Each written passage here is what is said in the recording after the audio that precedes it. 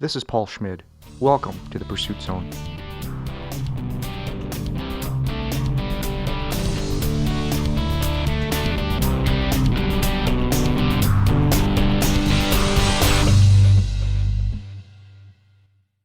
Graham Clarke started the Why Not Adventure Film Festival in 2012.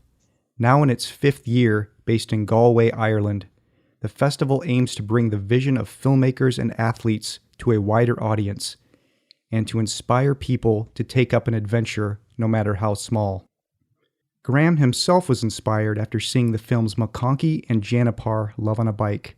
So inspired, in fact, that he and his wife quit their day jobs and spent a year cycling 2,200 kilometers in Southeast Asia, tramping the South Island of New Zealand, and living in Argentina. You can learn more about Graham and the festival at whynotadventurefilmfestival.com. Graham Clarke, welcome to the Pursuit Zone. Paul, how you doing? Delighted to be here. Thank you. I'm doing great. Graham, when I was reading through your bio, I noticed that it said you lived in a tent for 10 months. What was that about? So I'd just finished school and I hadn't done particularly well in my Leaving Cert, which is the equivalent of your, I suppose, high school diploma. So I'd gone back to repeat to do the exams again to get better SATs, I guess. And 2 months in, it really it wasn't panning out. So I got an opportunity to work at an adventure centre up in Sligo on the west coast of Ireland. So I through contact with my dad knew.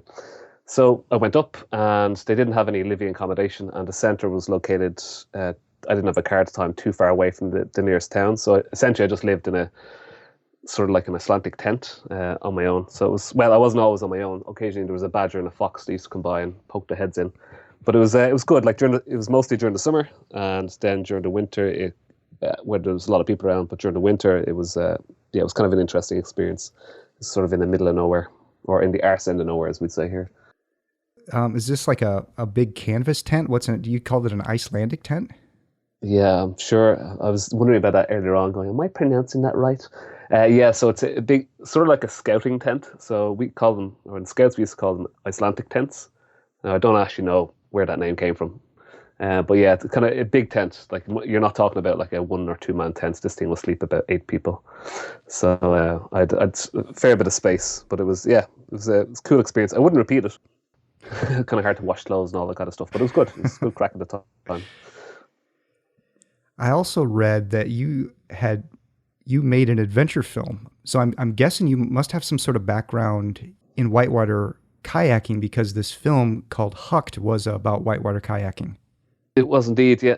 I have an undergraduate degree in outdoor education and a diploma in adventure management, and a master's in sustainable development to round it all off. So I've been involved in the outdoors since I was about 5, but I really got into kayaking when I was about 18. And then in my final year in college, the year previous to that, I'd spent it in the States in Western North Carolina. Just while there, I was doing it as part of my business module over in the States. Decided to do a DVD.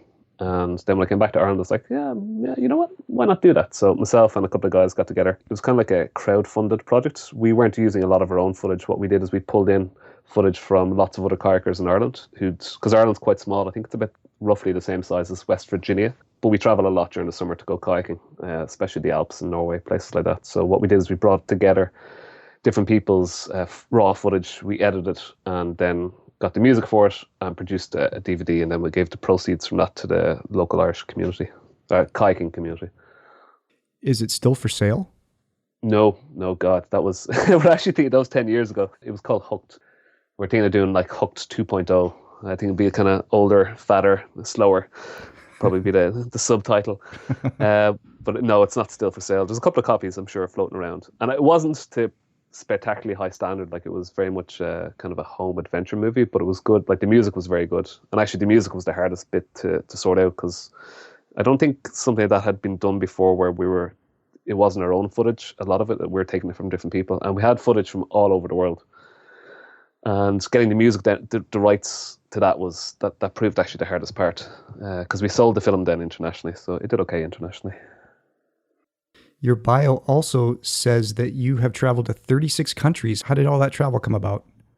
Again, being in Ireland, there's nowhere else to go, but I suppose outside of Ireland, really, if you want to Want to go traveling, and Europe's very, very close. So you'd knock off a fair few in the list there, and also just a lot through kayaking. So I have kayaked in USA, western coast of Canada, Nepal, Uganda, New Zealand, Norway, all around Europe and the UK. So a lot of that was done through kayaking. And obviously then the last year I went traveling with my wife for a year, so would have knocked off a fair few countries that way as well. Still quite a few to go though. Do you have a goal? A kind of a loose one. I'd love to get to Patagonia climbing. I'd love to get to. I kind of have a bit of a bucket list in terms of adventure sports. So I'd love to get to Antarctica and the Arctic and go climbing in Patagonia and go kayaking in South America and a few other bits and bobs. I don't have a definite target number of countries I'm trying to travel to, but there's definitely places I'd love to visit before I kick the bucket, so to speak. You were inspired by these movies, McConkey and Janipar Love on a Bike. What was it about those that spoke to you? That's a good question.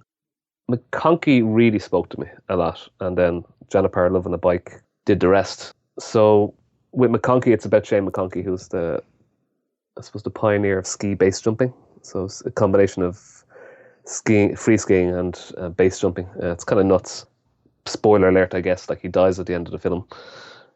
But it's just the way he lived his life, and it's an amazing film, just the way it was filmed. And we were touring it that year in Ireland, so we had the premiere of it in Ireland, and then we toured it. And I must have seen it about 8 times during the tour, and I loved it every single time. And it was just a real reminder that life is quite short, and it's not tragic to die doing something that you love, even though it's very sad how he died.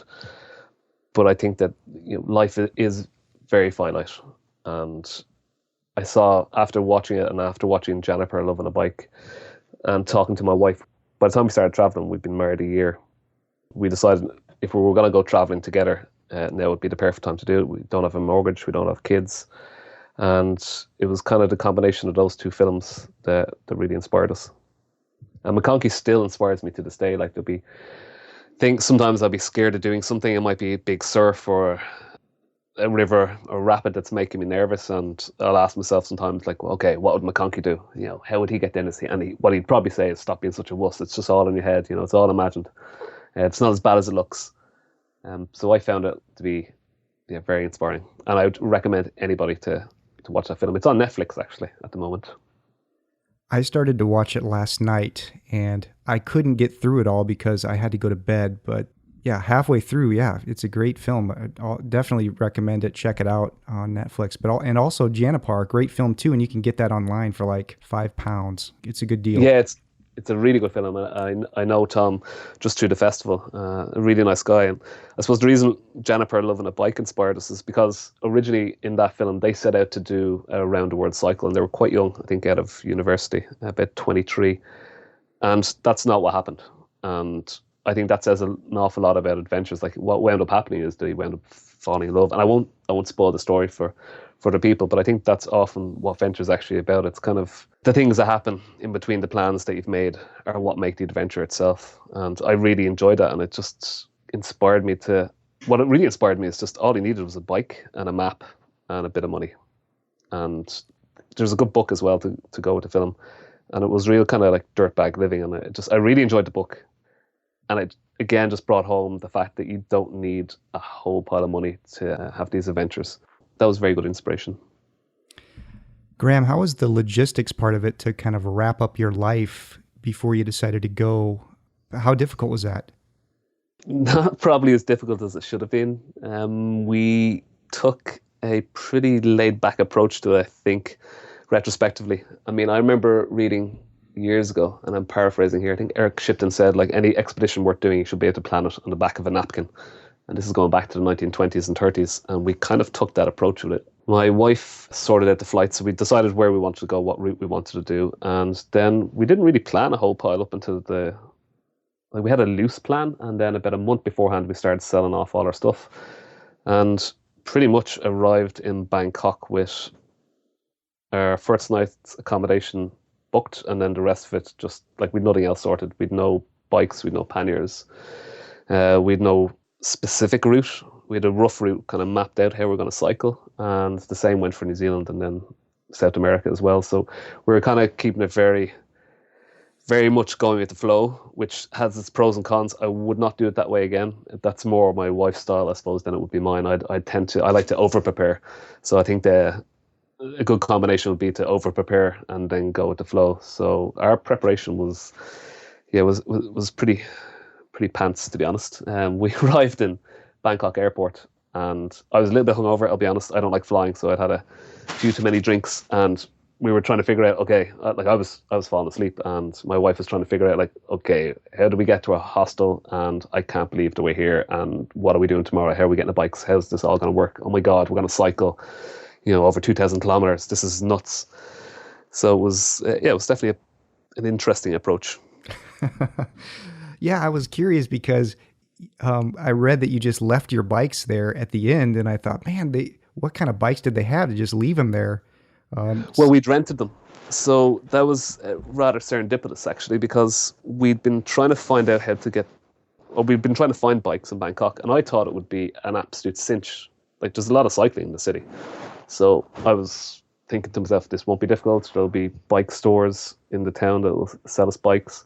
I mean, you can get an all right second-hand bike in Ireland if you know where to look, or around where I live in Galway, for €80, which is probably about $90, under $100. So I was like, okay, this won't be a problem. And it was a problem. I couldn't actually find one. I could find one, and then we started using Craigslist, and then couldn't find another one. And it wasn't matching up. So that was a real surprise. So my wife had to finish part of her thesis while we were traveling. She's got a master's in counselling and psychotherapy. And we went to this island called Koh Tao, pretty famous island. And it's in the Gulf of Thailand, I believe, down south. And we bumped into this literally on the boat. We'd been traveling for 13 hours by bus and then in the back of this truck. And then we got onto this boat. And about 15 minutes before the boat's due to dock, this Irish voice turns around to us and goes, "Are you guys Irish? I've been hearing that lovely lilt." It was a guy called Breffney Early, who's now a good friend. And he was in the middle or the midst. He'd been cycling since March and was part of a world-round cycle race, which he completed. And he won as well. So he'd been cycling for, I think, in total over a year. He'd come from Ireland, made his way, or the UK, made his way across Europe, had been in India, was making his way down through Southeast Asia, and he recommended we get in contact with these guys called Spice Roads. So we did, and then we were able to hire the bikes off them, and it was probably the best solution, definitely the most handiest one, and it didn't cost us too much money. They were mountain bikes though. The saddles on them they were mountain bike saddles, so after a couple of 1,000 kilometers, we were kind of wishing we'd had better bikes, hybrid bikes, at least with skinnier tires and better saddles. And it was Mary's first experience of cycle touring, so she didn't know what she was letting herself in for. What about for you? Had you had previous experience?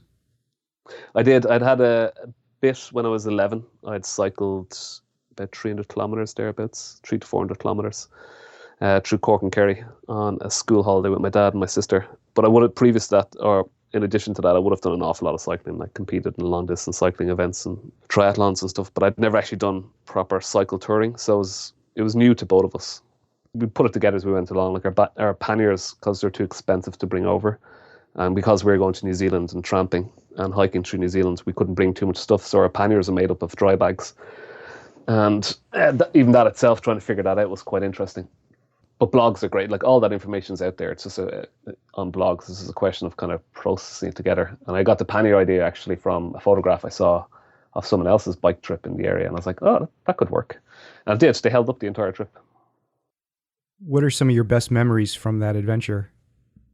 That is a difficult question to answer. There's lots of them. And I think retrospectively, retrospectively, there's sometimes your worst moments become your best memories. I've certainly found that with kayaking, and I've certainly found that from our trip. Like, even today, I went out for a run this morning, and it was lashing with rain, like it was really rainy.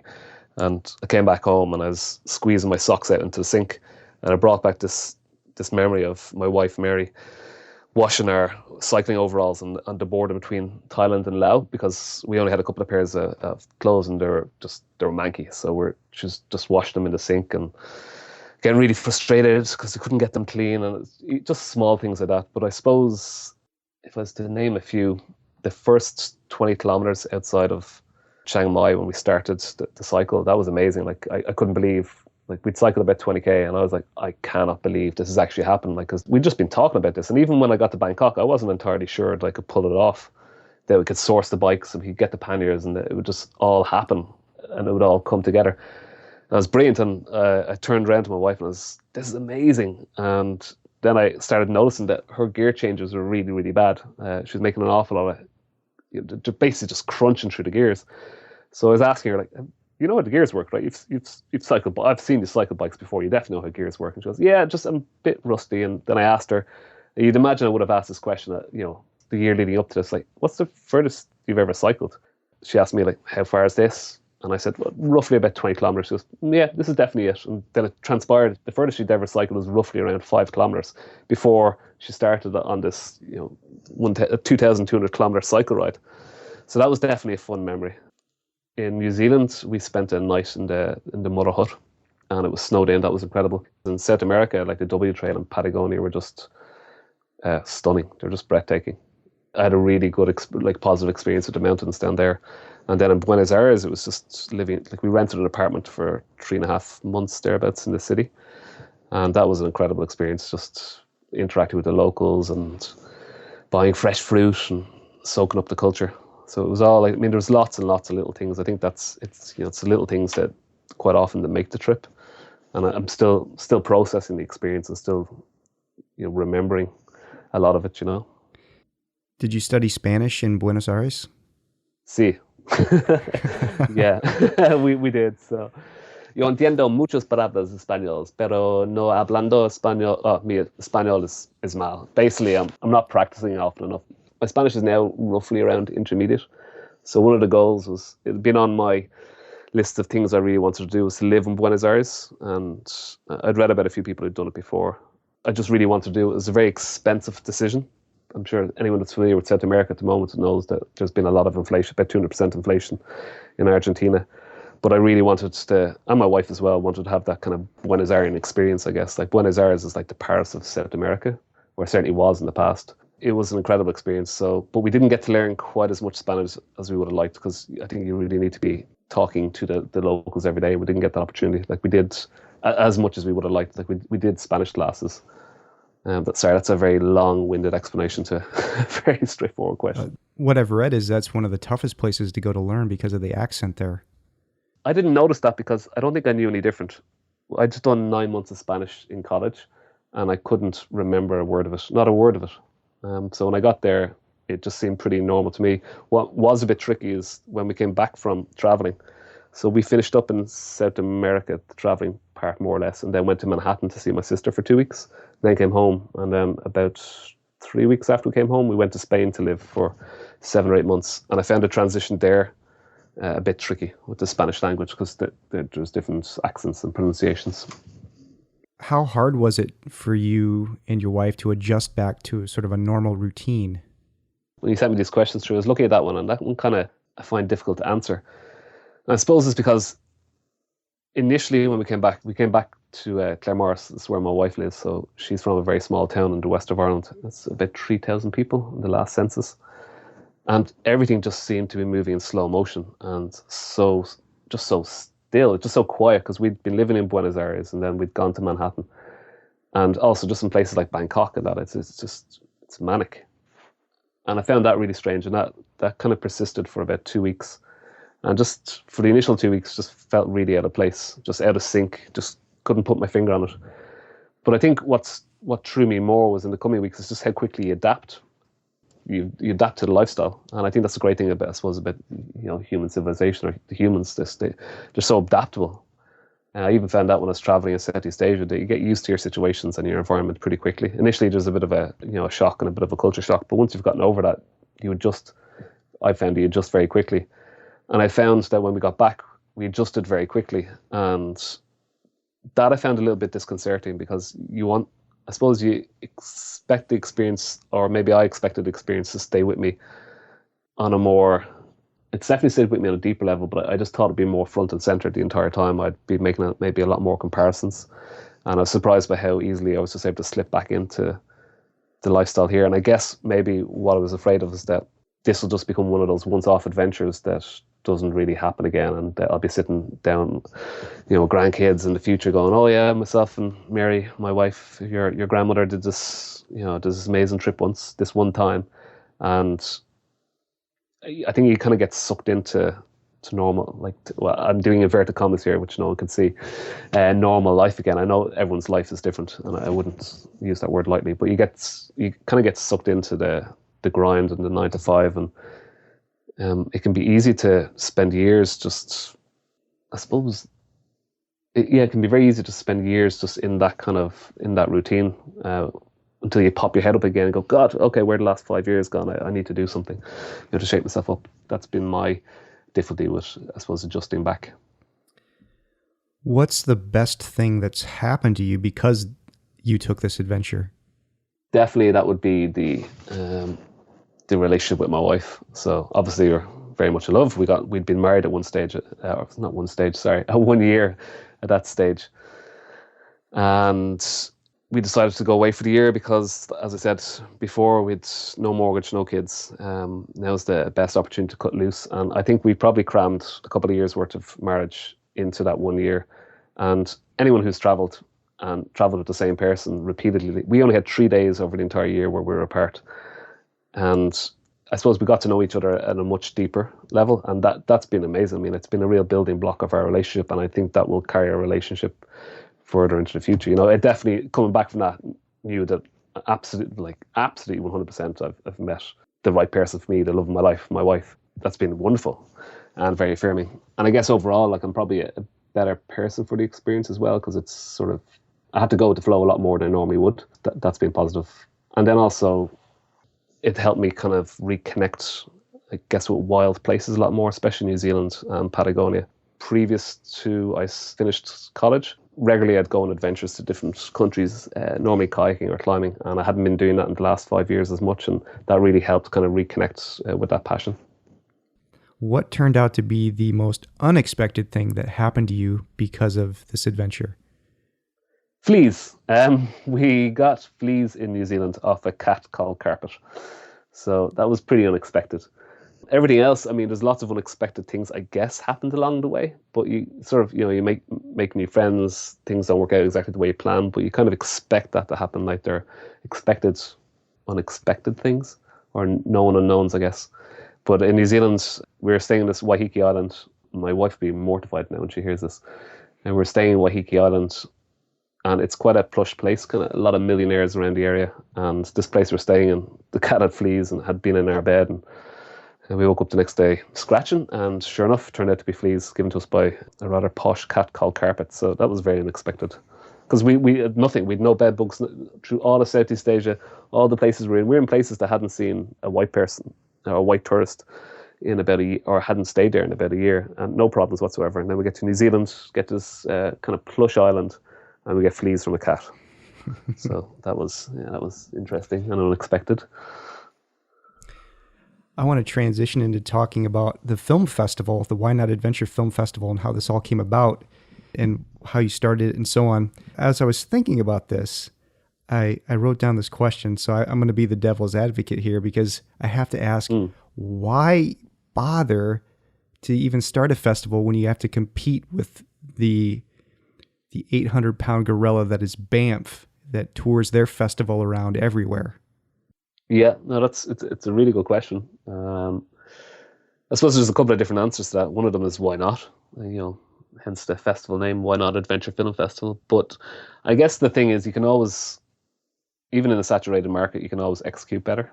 And I'm not saying that we execute better than Banff. Like, we can't out Banff. The same way Amazon can't out Google.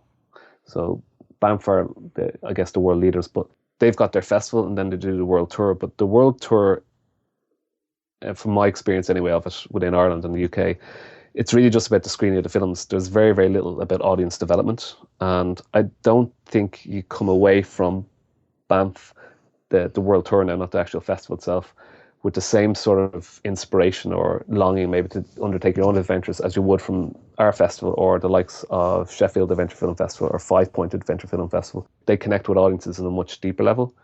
And that's what I want to do with the festival. I mean, ultimately, there's three things we want to do. Is we want to honor the filmmakers and the athletes who share their stories with us, and we want to inspire people to undertake their own adventures, no matter how small they are. Because as I mentioned earlier, I've been harping on about, is like life is very, very finite, and the opportunities to take adventures probably aren't really taken often enough. Like, I don't think anyone's going to be on their deathbed wishing they'd spent another day behind their computer or at their desk. They'd probably wish they'd spent time outside or connecting with friends or having their own little adventures. And little adventures, could be walking up a hill and sleeping on top of it, like a little micro adventure, like Alistair Humphreys advocates. And I suppose, why do it? For starters, there's more than 14 adventure films in the world. And that's typically roughly in around the number that BAMF will screen. So we tend to showcase those films that they haven't screened, and then we're really looking to try and connect our audience with the filmmakers and also with speakers that we have and other things that are going on at the festival. And sorry, the third thing I mentioned there was obviously with the festival as well. We try and honor the sponsors as well, because they help keep the festival going. I was reading that, and you'll have to help me understand this, but there was this Irish whitewater film festival in the past, and then some. Oh, yes. And then I didn't write the whole thing down in my notes here. I just said the first word, we. Is your festival somewhat of an evolution from these other two festivals? Kind of. It's an evolution from one of them. So the first one is something that we did in college. It was actually one of my lecturers when I was doing the outdoor education degree. And he started doing this. And it was basically a whitewater film night for Irish paddlers to showcase stuff they've been doing. It was very, very low key, but it kind of, over a period of about 4 or 5 years, that sort of evolved. And when I finished college, there's no one coming up who wanted to take it on. It needed to kind of go up to the next level. We'd started showing films outside of kayaking, and it was fairly well received. Still a small crowd, probably 60, 80 max. But it was great. Like, we had people from all over Ireland, from the paddling community, who would come to it. So it was really, really good. And so we left college, and then myself and fellow classmates and other people who were running it, and then no one continued to run it. But in the meantime, a different film festival called the We Adventure Film Festival, and that was aimed primarily at amateur adventurers within Ireland. It started running that year. So it ran for about 5 years, and then they stopped about 5 years ago. I'm guessing that, we're in the 5th year. So they stopped about 5 years ago. And I guess I kind of serendipitously, they'd made a decision to stop running that festival, and I had reached my own conclusion a few months previously that I wanted to start running a film festival, adventure film festival again. How do you start one up? I mean, what's your first step that you have to take? Guessing that's the idea. I mean, everything starts with an idea, right? And then it's down to the execution. I suppose the first thing is you got to get the films, and you got to get a venue. I mean, what's been surprising to me is this is like the Why Not Adventure Film Festival is a completely different beast to what I did in college. Like, I used to be able to organize the film festival that we did in college over lunch break during work or between classes, pretty much, and that would take maybe a month, something to that effect. It took a while to get the films, but that wasn't too difficult. Whereas the Why Not Adventure Film Festival it's much more professional. I guess there's a bit more at stake. People are paying, ticket price, higher ticket price to come in. The film festival, originally when I started doing it, I thought it would be mostly around telling stories and the films. And actually, really, a lot of what my focus is not so much the films. Obviously, the quality of the films is a huge thing, but it's really around marketing and sales being sponsorship. And there's an awful lot more involved in marketing than I realized when I started. Like, I had literally no experience in marketing, and it's one of the main areas I have to focus on with the festival. So how many people are involved in this besides you, sort of behind the scenes? I'm guessing you must need a lot of volunteers to help you out. Yeah, no, you're talking to the person involved. This is it. It's a one-man show.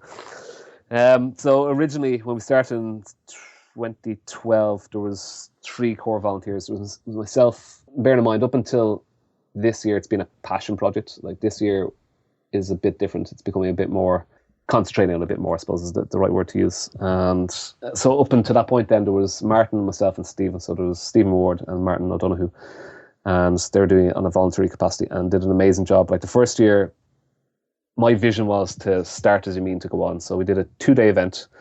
We had 9 bands playing at 3 different venues. We had speakers over 2 days. We had films over 2 days. It's brilliant. And then we didn't get the numbers I was expecting. We had good numbers, but not what I was expecting. I thought it'd be much, much bigger. I thought it'd be a question of, if you build it, they will come, and that absolutely did not work. Like, we hadn't focused on marketing enough. But it was a huge undertaking, like even just getting the 9 bands to the different venues. Anyone who's ever worked at bands and venues like that will know how much work is involved in something like that.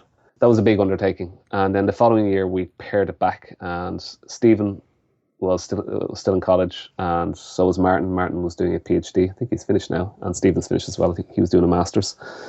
And Martin stuck around for the second year, and then the third year we had Charlotte on board. And then while I was traveling, it was actually Charlotte who managed to run the festival. So I did some of the work for it remotely, and then that became untenable. Like, my computer started breaking a lot. So Charlotte essentially ran it in 2014 in Ireland. But pretty much at the moment, it's just me. I mean, it would be great to have more people involved, but there's a lot of work, and it doesn't pay a huge pot at the moment. Like I said, it's mostly a passion project, so I just haven't met the right person just yet to work in conjunction with this. Now, we do use volunteers actually on the event itself. We'll be using volunteers like on the day over the weekend, but in the run up to it, not so much. Is it your goal to sometime in the future to be able to this be your full-time job and have it pay you what you need to live? Yes and no. So I think I'll be upfront and honest, because I think I was hemming and hawing about whether or not to disclose this kind of information. Then I think it's important to other people maybe who are looking at running film festivals and learn from my mistakes.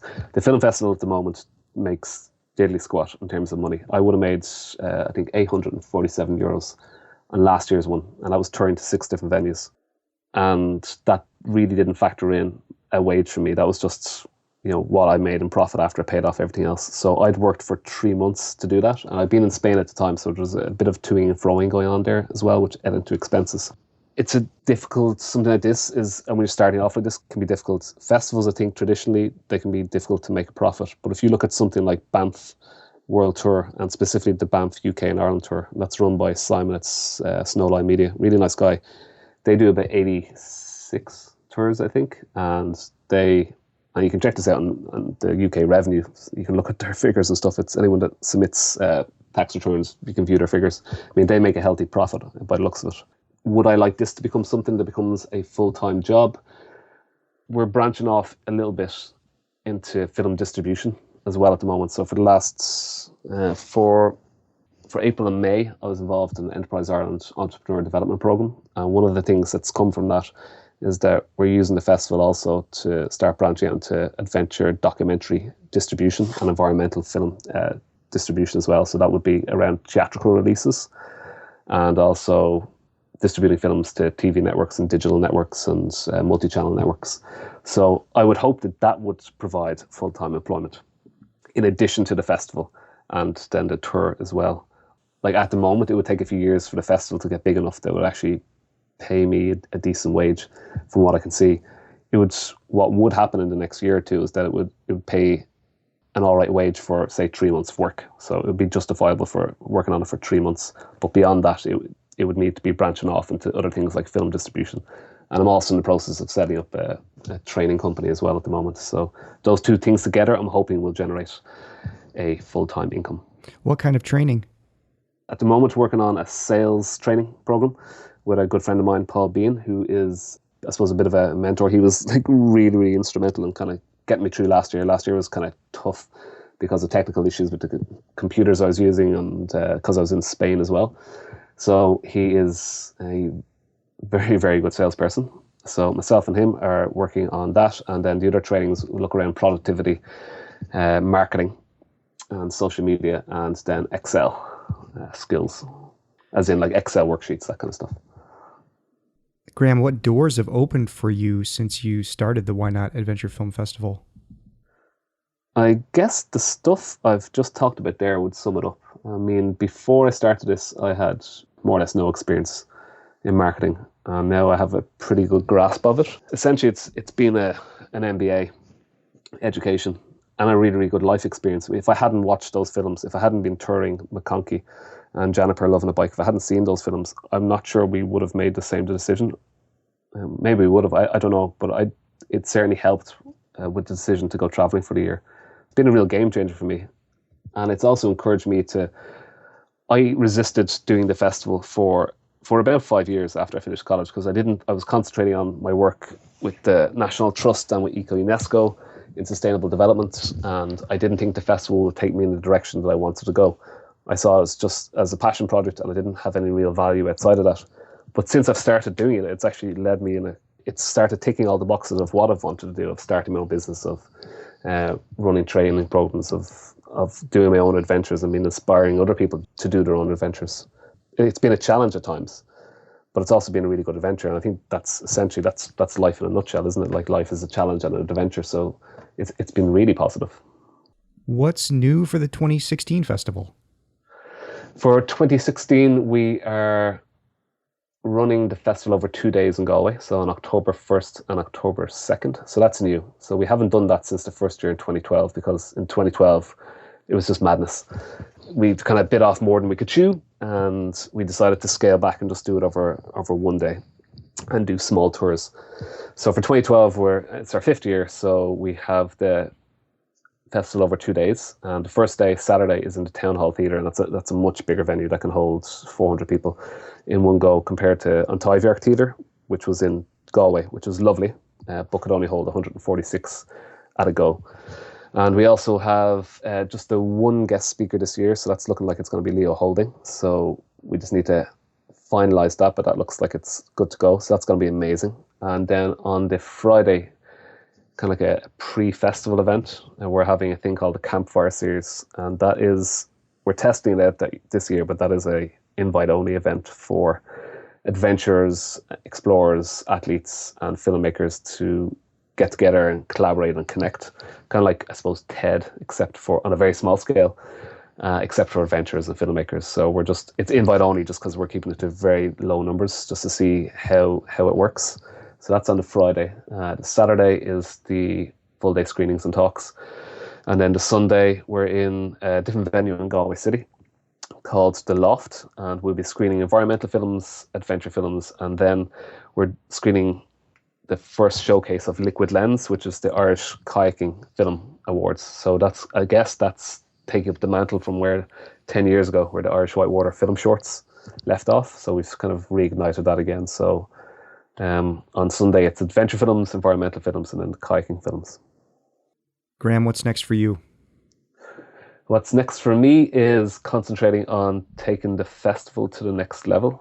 So that would be along the lines of distribution and making that work, I guess, and also then with the training company, making that a viable income. So making both the One Hour Adventure Film Festival and then the distribution arm of that and the training company, making that so I can earn a livable wage from it.